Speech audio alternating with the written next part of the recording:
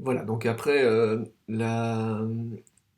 l'apprentissage que vous avez eu sur la lecture et l'utilisation des diagrammes de phase, maintenant on va étudier les transformations de phase, et on va étudier en fait ces transformations en regardant les deux étapes qui sont d'abord la germination et puis la croissance. Donc cette capsule ici va s'intéresser à la germination. Vous verrez qu'on va parler de germination homogène et de germination hétérogène. Alors je vous rappelle ce slide que je vous ai déjà présenté en disant, ben, voilà, souvent on oppose thermodynamique et cinétique. Donc ici, moi, vous allez voir, on va en fait mettre ensemble thermodynamique et cinétique. On va en fait regarder à la, à la thermodynamique, à la force motrice pour l'apparition d'une nouvelle phase, et puis en fait, on va montrer comment, en fait, intrinsèquement, la thermodynamique et les forces motrices et résistives vont gérer en fait les cinétiques de transformation. Et donc on va s'attaquer maintenant à la germination. Donc voilà, un zoom sur un diagramme de phase tout simple, où vous avez la phase alpha qui est stable à haute température, la phase bêta qui est stable à basse température. Typiquement, voilà, la formation d'un un liquide qui devient, qui se solidifie. Donc la phase liquide, la phase alpha, va apparaître à un moment. Donc à la température T2, vous allez avoir l'apparition d'une phase bêta au sein de la phase alpha. Hein, entre T2 et T3, vous allez avoir coexistence de la phase alpha et de la phase bêta, et vous savez déjà comment on lit ce diagramme, comment trouver les proportions de phase, les concentrations. Et puis en dessous de la température T3, vous n'aurez plus qu'une seule phase bêta. Donc maintenant, on va s'intéresser vraiment à l'apparition d'un germe de la phase bêta au sein de la phase alpha, et on va en fait traiter la solidification, c'est-à-dire le passage de la phase liquide à la phase solide. Donc, comment est-ce que apparaissent les premiers germes? Donc voilà, suite à l'agitation thermique, au fait que que les atomes vont bouger, peuvent bouger sous l'effet de la température, ben, d'un état, si je prends le passage d'état liquide à l'état solide, d'un état liquide complètement désordonné, on va avoir passage à un état solide, par exemple cristallin, donc ordonné, euh, très localement. Voilà, on va avoir un cluster de quelques atomes qui vont s'ordonner sous forme d'un cristal. Alors, si plutôt que d'une phase liquide, on avait une phase solide, et une transformation solide-solide, c'est la même chose, euh, à la différence notable près que, en fait, quand la matrice est une phase solide, qui a elle-même son réseau cristallin, ben quand une autre phase solide se forme en son sein, ben les agencements cristallins différents vont donner lieu à euh, des contraintes élastiques entre les deux phases qui n'ont pas euh, les mêmes structures. J'en dirai un mot plus tard. Mais donc, voilà, phase liquide qui devient phase solide, on doit pouvoir avoir localement on doit avoir localement un arrangement cristallin qui se forme. Donc si ça se forme, c'est que il y a une force motrice pour que ça puisse se faire.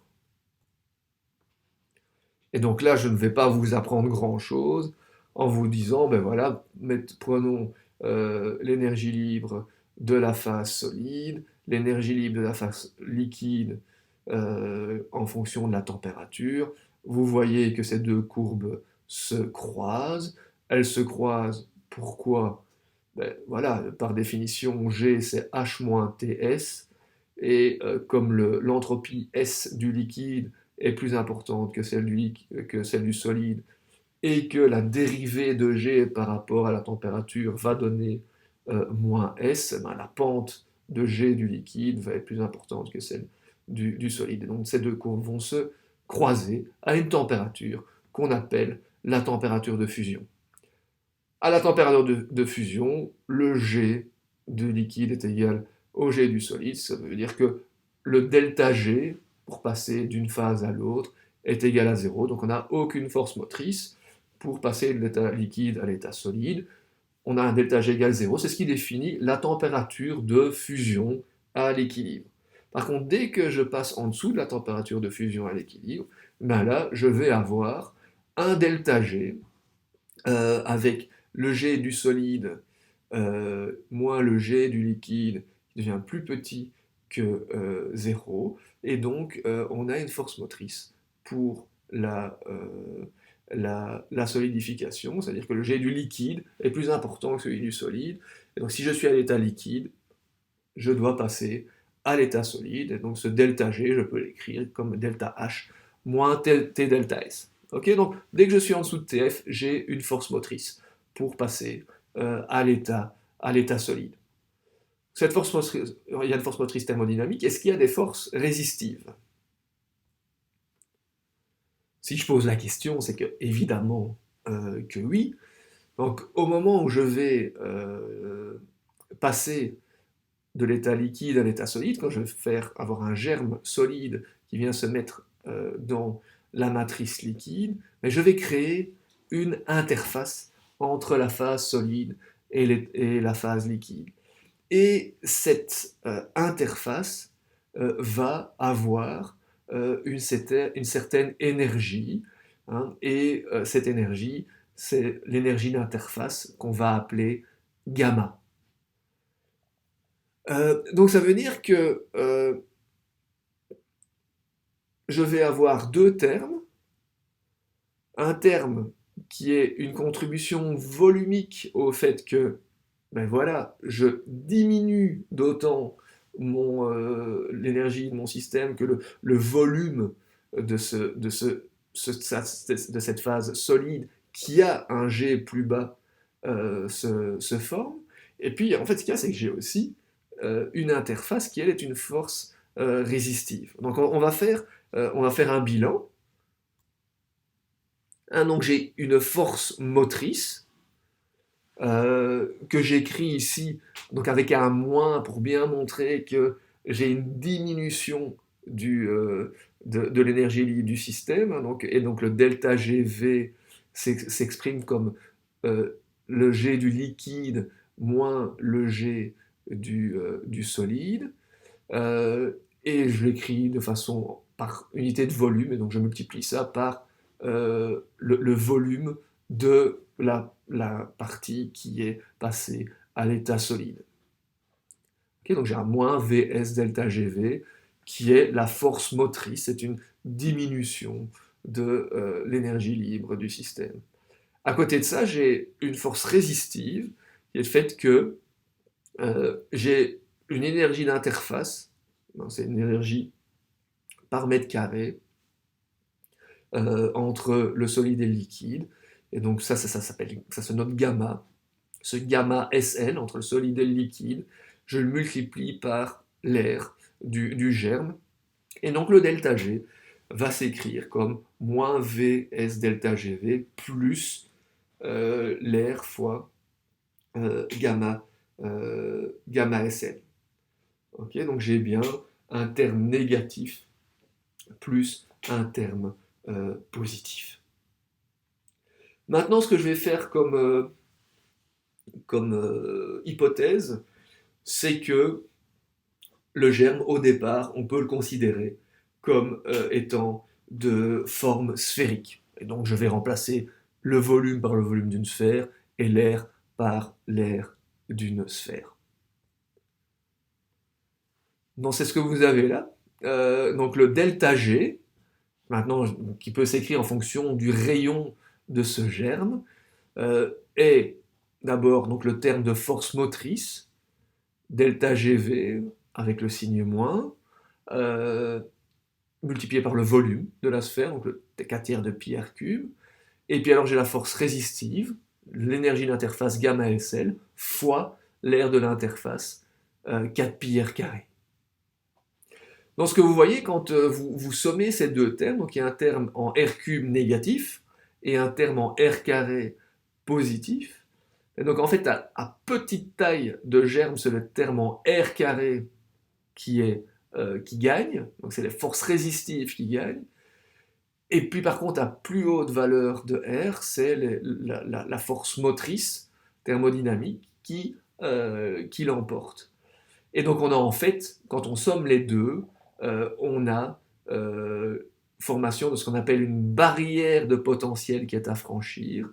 Donc pour tous les rayons qui sont en dessous d'une valeur critique qui correspond au maximum de ce delta G, eh ben, en fait, on aura tendance à avoir le germe qui refond. Donc, on va redescendre la courbe et le rayon va diminuer. Par contre, dès qu'on aura franchi la barrière de potentiel et atteint cette valeur qu'on va appeler le rayon critique, et bien là, lorsque le germe continue à grandir, ben le G du système diminue et donc on a en fait franchi la barrière de potentiel et notre germe est un germe stable qui va à ce moment-là passer en croissance et coloniser l'intégralité du liquide. Donc il est évident quand on voit ça, c'est que on est intéressé à savoir tiens, quelle est la valeur de ce delta G critique et quelle est la valeur du rayon critique. Alors pour calculer les rayons critiques, c'est pas bien compliqué, il vous suffit d'aller chercher le maximum de la fonction. Donc vous dérivez delta G par rapport à R et vous obtenez comme expression pour le rayon critique 2 fois gamma SL divisé par delta GV. Alors cette expression est pleine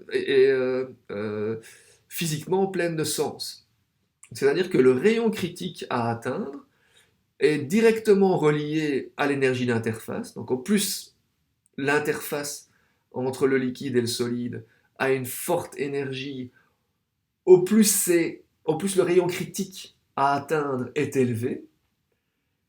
Et à contrario, au plus la force motrice, le delta GV, donc qui est vraiment la force intrinsèque motrice thermodynamique, qui est donc la différence entre l'énergie libre du solide et celle du liquide, ben, au plus cette force motrice thermodynamique est grande, au plus le RC, le rayon critique, est petit. Maintenant, vous pouvez calculer le delta GC, donc la hauteur de la barrière de potentiel.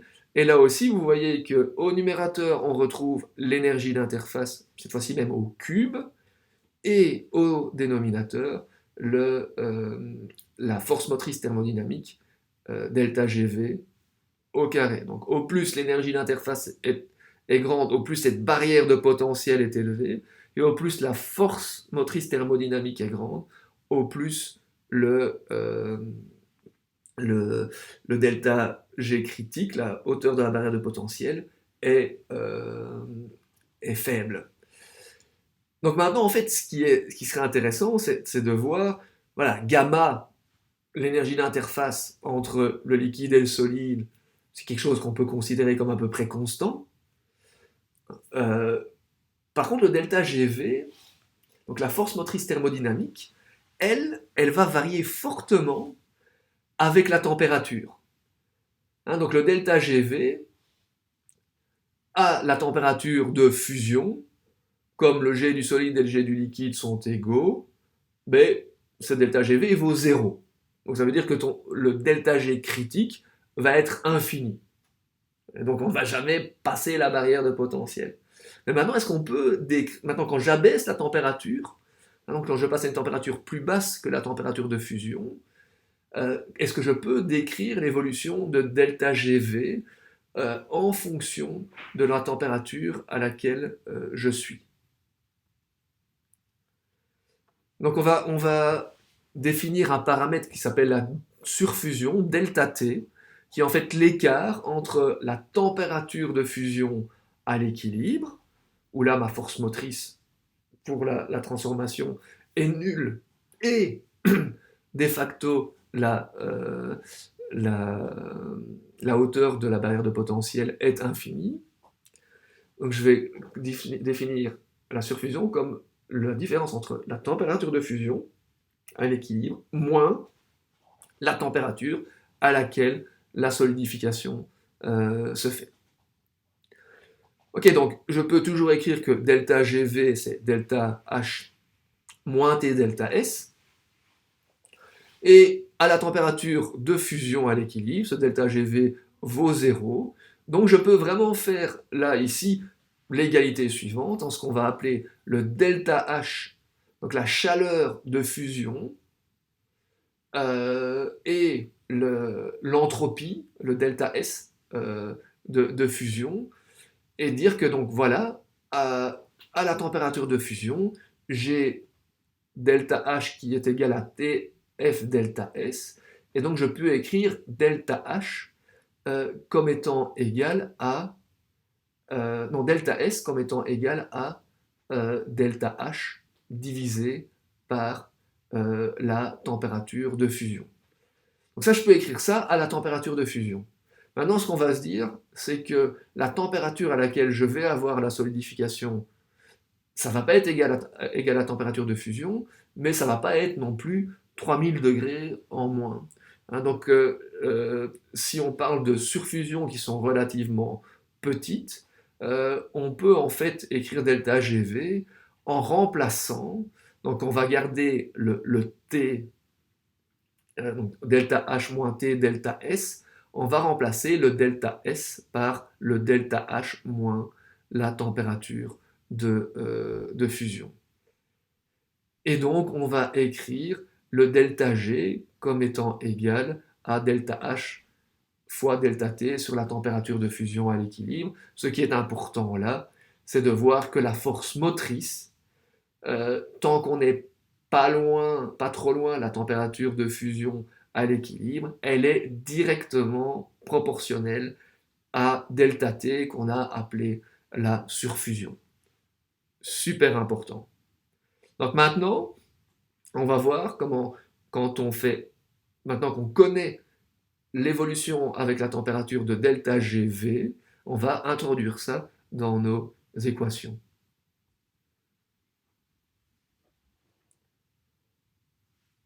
Donc maintenant, je vais rentrer delta GV qu'on vient de calculer dans l'expression du rayon critique et du delta G critique. Et vous voyez que là, de nouveau, on tombe sur des expressions qui font vraiment du sens. Vous voyez que pour un delta t qui est égal à 0, votre rayon critique est infini, et que pour un delta t égal à 0, vous avez aussi une barrière de potentiel qui est infinie. Donc ça veut dire que sans surfusion, c'est impossible de former un germe. Donc vous devez passer en dessous de la température de fusion à l'équilibre pour avoir le début de la transformation. Donc ça veut dire par exemple qu'à 0 degré, de l'eau pure ne va pas passer à l'état solide, vous devez passer à des températures plus basses, moins 1, moins 2, moins 3 degrés, degrés Celsius, Kelvin. Vous avez besoin de ce qu'on appelle une surfusion. Et j'aurai l'occasion de vous montrer quelques exemples de surfusion et de solidification dans le cadre justement d'eau qui se solidifie en étant bien en dessous de 0 degré, ou même de bière. On aura l'occasion de faire ça en direct lors de nos sessions live. Donc maintenant, ce que l'on va regarder, c'est est-ce qu'on peut décrire les cinétiques de germination. Alors la cinétique, et c'est là maintenant donc en fait qu'on va bien voir que thermodynamique et cinétique sont intimement liés, c'est que la cinétique de germination va être directement reliée à la probabilité de franchir la barrière de potentiel. Donc c'est la thermodynamique statistique. Euh, vous allez voir, ou vous avez déjà vu, hein, que la probabilité de franchir une barrière de potentiel, si cette barrière de potentiel, ça, on la nomme delta GR, donc le delta G pour un germe de taille donnée R, eh ben la probabilité, c'est exponentielle de moins le delta G sur KT. Okay, donc si je veux avoir le nombre de germes de taille d'une taille donnée R, ben je dois multiplier cette probabilité par le nombre de sites de germination potentiels, qui sont rien d'autre que le nombre d'atomes,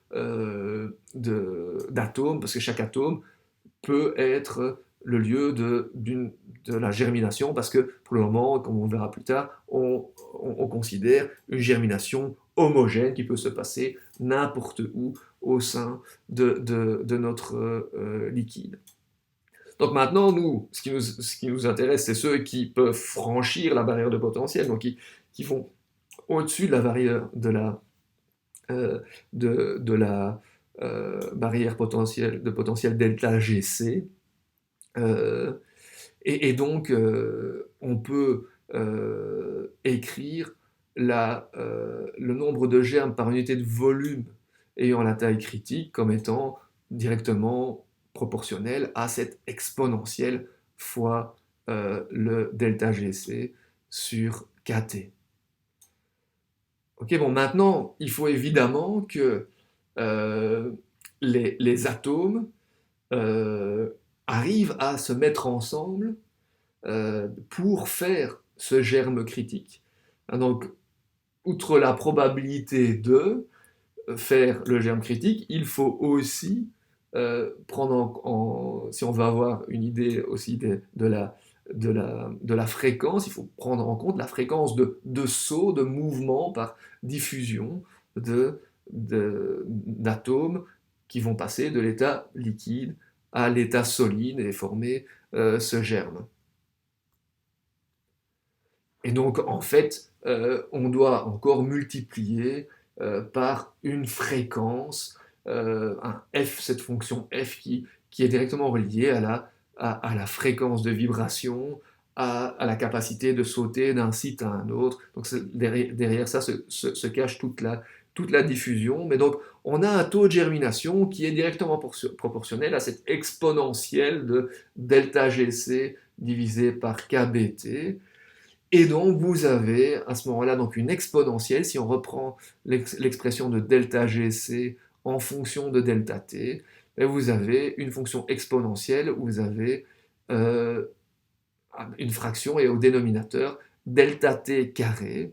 Et donc, quand on regarde comment cette fonction évolue, en fait, ce qui se passe, c'est que on va avoir un taux de germination qui est relativement faible, nul, euh, à faible, à faible surfusion, et explose euh, dès que on atteint une surfusion de quelques degrés.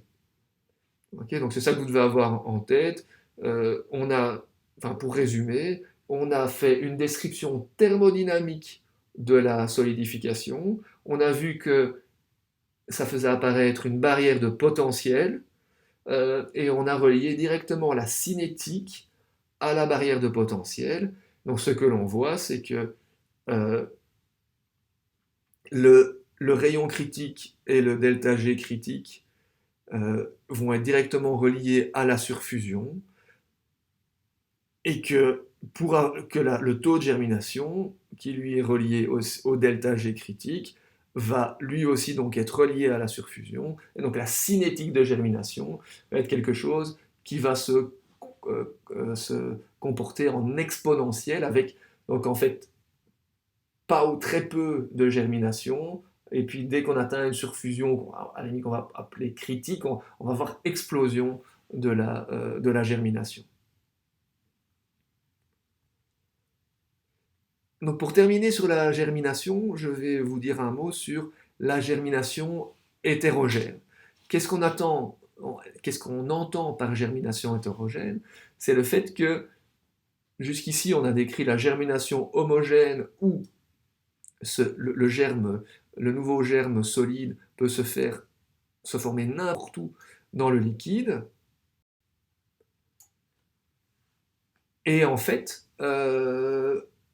ce qu'on va observer beaucoup plus souvent, c'est que la germination va se faire sur des défauts, sur des interfaces. Et dans le cas de la formation d'une phase solide dans un liquide, imaginez, vous avez un moule, vous versez le liquide dans ce moule, ce liquide se refroidit, et en fait, il va commencer à se solidifier sur les parois du moule. Alors, parfois parce qu'elles sont plus froides, mais aussi parce que, en fait, intrinsèquement, comme on va le montrer ici, thermodynamiquement, c'est intéressant. Parce que si je fais le même bilan thermodynamique de force résistive et de force motrice, j'ai toujours le même terme de force motrice. Par contre, quand je fais apparaître le germe solide sur la paroi du moule, qu'est-ce qui se passe? C'est que je crée une interface solide-liquide, je crée une interface solide-moule, mais je gagne une interface liquide-moule. Donc je fais une calotte sphérique, et en fait on peut montrer sur base de calculs thermodynamiques que ce delta G hétérogène s'écrit comme le delta G homogène, hein, entre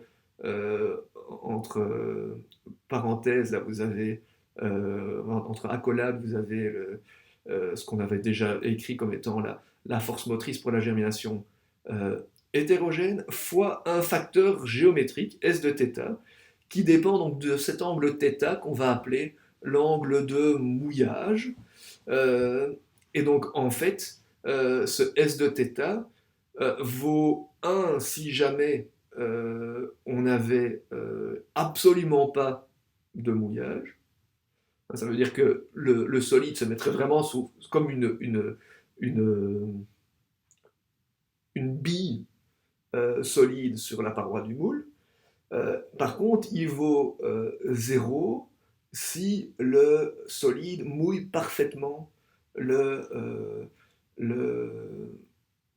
moule. Ok, donc en fait, ce que l'on peut décrire, c'est qu'on va avoir en fait, pour la germination hétérogène, on va avoir globalement un delta G qui va être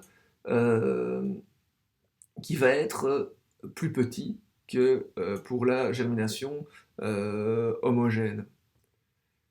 Donc ça, c'est la fonction S de θ, hein, qui varie entre 0 et 1.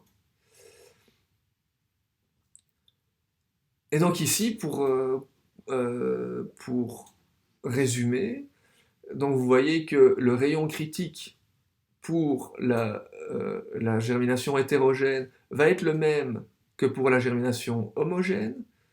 Par contre, la barrière de potentiel, elle, va être directement multipliée par cette fonction S de θ, et donc elle va être beaucoup plus faible pour la germination hétérogène que pour la germination homogène.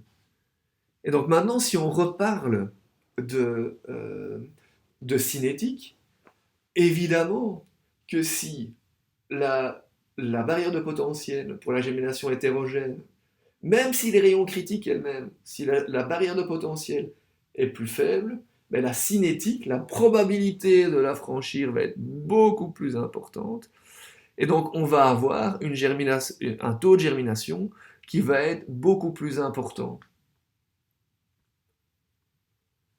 C'est ce que vous voyez sur ce slide. C'est que vous avez un taux de germination qui va exploser beaucoup plus vite dans le cadre d'une germination hétérogène que dans une germination homogène. Donc on va avoir des surfusions beaucoup plus faibles pour voir apparaître la germination hétérogène. Et je vais vous illustrer ça lors de notre séance en direct en vous montrant par exemple comment une bière qu'on a refroidie doucement et donc qui est en dessous de sa température de fusion à l'équilibre, quand vous la prenez, vous la secouez un petit peu, donc vous faites rentrer les molécules de bière en contact avec les parois de la bouteille. Là, vous avez germination hétérogène et hop, votre bière devient tout à fait solide. Je suis sûr que c'est déjà arrivé à plusieurs d'entre vous qui avez mis votre bière au congélateur. Elle est tout à fait liquide quand vous la sortez, mais au moment où vous la servez dans votre verre, ça prend en masse. Alors pour être tout à fait complet, je voudrais juste vous dire un mot sur ce qui se passe quand plutôt que d'avoir une transformation liquide-solide, vous avez une transformation solide-solide. Donc sur un diagramme de phase, typiquement, vous avez une phase alpha, et puis la solubilité de l'élément B dans cette phase alpha diminue avec la température et vous précipitez une phase bêta qui est riche en cet élément B. Mais vous pouvez faire exactement le même bilan. Vous avez une force motrice qui est le fait que il est intéressant thermodynamiquement de transformer le alpha en bêta. Vous avez une force résistive qui est le fait que vous avez une interface. Et puis en plus, là en fait ce qui se passe, c'est que les deux, la phase alpha et la phase bêta, n'ont pas le même réseau cristallin, et donc il va y avoir l'apparition de contraintes locales pour arriver à avoir un continuum entre le réseau cristallin de la phase alpha et le réseau cristallin de la phase bêta. Et donc vous allez avoir un terme delta GVS, donc lui est un terme volumique, mais qui est une force résistive. Donc quand je mets ça sous forme d'équation, vous voyez que vous allez avoir à ce moment-là deux forces résistives.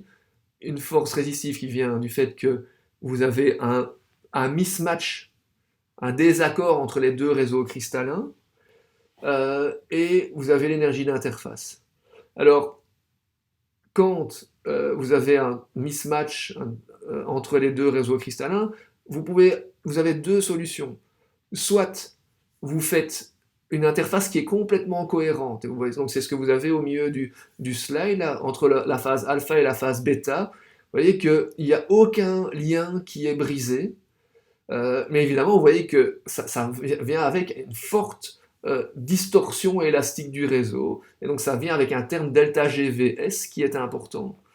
Par contre, au niveau énergie d'interface, comme vous n'avez pas cassé de lien, le terme gamma est aussi petit qu'il ne peut l'être. Par contre, donc ça c'est ce qu'on va appeler une interface complètement cohérente. Euh, Ce qu'on observe, c'est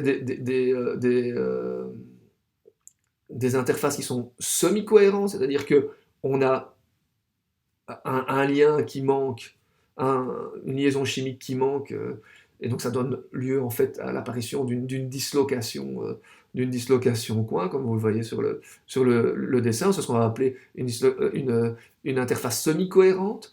Donc le fait de relâcher enfin, de briser les liaisons, ça va relâcher les contraintes élastiques, mais par contre, votre énergie d'interface, elle va augmenter. Puis vous pouvez avoir des interfaces complètement incohérentes. Donc là, vous avez un joint de grain qui est une zone de désordre, mais évidemment sur des tailles qui sont de l'ordre de 2-3 atomes. Hein. Mais donc là, évidemment, l'énergie élastique est faible, et par contre, votre gamma est important. Alors j'insiste là-dessus parce que si on parle de la formation, si on regarde les alliages d'aluminium qu'on utilise dans les avions, c'est de l'aluminium qui a été durci par l'apparition de précipités, qui au départ sont très petits, vraiment quelques nanomètres, et qu'on fait grandir jusqu'à obtenir la taille optimale pour les propriétés mécaniques. On verra ça plus tard. Mais donc quand ils sont très petits, en fait, on peut se poser la question, tiens, est-ce que les précipités vont avoir tendance à être cohérents ou incohérents? Et si vous regardez cette équation, vous avez le terme gamma qui va avec r carré et le terme d'énergie élastique qui va avec r cube. Et donc en fait, à petite taille, à petit r, on aura tendance à minimiser l'énergie d'interface. Et donc on va avoir des grands delta GVS. Donc on va plutôt faire des interfaces cohérentes à petit r. Et puis quand ça va augmenter, et bien là, c'est le terme de volume qui va prendre le, le, le pas. Et donc pour avoir le delta G minimum, ce qu'on va faire, c'est faire une interface qui est incohérente, qui permet d'avoir donc un delta GVS minimum, relâcher les contraintes. Par contre, un gamma qui est plus grand, mais comme lui, il est multiplié par r carré, alors que l'autre n'est pas multiplié. Enfin, on a un terme de surface et un terme de volume. À grand R, la contribution volumique prend le pas. Donc maintenant, quelques exemples de germination homogène et hétérogène. Voilà, ici, vous voyez, vous avez un beau ciel bleu en pleine nuit, à la montagne, très peu de pollution. Et puis, vous pouvez vous retrouver comme ça dans une forêt, aux bordures je sais pas, de la forêt de Soigne, où il y a peut-être un petit peu plus de pollution qu'en montagne. Et vous voyez apparaître un brouillard, vous avez une condensation de la phase liquide qui se fait en fait sur des crasses qui se trouvent dans l'air. Vous avez, alors que les conditions en fait sont les mêmes en termes de température, d'humidité, vous condensez la phase liquide sur la pollution. Donc c'est ce qui explique le fait que dans des villes très, très polluées, vous avez un brouillard qui se forme, alors que s'il ne s'est pas pollué, vous ne l'avez pas. Donc maintenant, en plus des exemples de microstructures, donc vous avez ici à gauche la microstructure d'un super alliage de nickel. Voilà, je ne vais pas rentrer dans le détail, mais ce sont des matériaux qui sont utilisés vraiment pour la résistance à haute température et donc qui sont renforcés par le fait d'avoir vraiment une répartition, vous voyez, vraiment homogène d'une seconde phase. Et ça permet de résister au fluage à haute température. Je ne vais pas rentrer dans le détail, mais vous voyez ici, vous avez plutôt une répartition homogène. Maintenant, si on regarde à droite, c'est un alliage d'aluminium qui a été durci par précipitation. Et donc vous voyez dans l'image en haut à droite, vous avez un joint de grain qui est en fait décoré par des plus gros précipités. Et puis de part et d'autre, vous avez donc deux grains dans lesquels vous avez des précipités plus petits qui sont formés de façon relativement homogène. Par contre, vous voyez que sur le joint de grain, vous avez des précipités qui sont plus gros, parce qu'en fait, ils sont formés en premier par germination hétérogène, donc ils sont formés en premier, donc ils ont grossi plus que les précipités qui sont dans le grain. Donc l'image en bas vous montre bien que vous pouvez, au début de la précipitation, vous trouvez essentiellement des précipités au joint de grain qui se font euh, par germination hétérogène. Pour votre culture générale, vous voyez aussi qu'au voisinage euh, du joint de grain, sur la photo du haut, vous avez ces gros précipités, mais juste au voisinage du joint de grain, vous avez toute une zone sur laquelle vous n'avez pas de précipités, juste parce que les éléments d'alliage qui donnent les précipités ont servi à créer les précipités qui se trouvent sur le joint de grain. Et donc vous avez une zone sans précipité, mais ce sont les précipités qui donnent la résistance mécanique. Et donc en fait ces zones proches du joint de grain sont des zones qui sont plus faibles et potentiellement donc des maillons faibles de la microstructure.